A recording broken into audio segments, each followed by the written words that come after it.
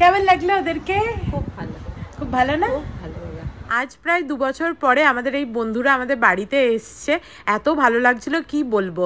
ওরা বহুদিন হয়ে গেছে যে মুম্বাই থেকে চলে গেছে, এখন ওরা ব্যাঙ্গালোরে থাকে, বাট যখনই মুম্বাই আসে আমাদের সাথে দেখা করতে আসেই। আগে ওরা যখন থাকতো তখন প্রত্যেক উইকেন্ডে হয় ওরা আমাদের বাড়ি আসতো, নাহলে আমরা ওদের বাড়ি যেতাম। তো এখন খুবই মিস করি ওদেরকে। আর ওরা ঠিক ঘরের লোকের মতো, জল খাবে, জল ভরবে, দিয়ে বলবে যে তুইও খা, দিয়ে আমাকেও খাওয়াবে, এরকম একটা ব্যাপার।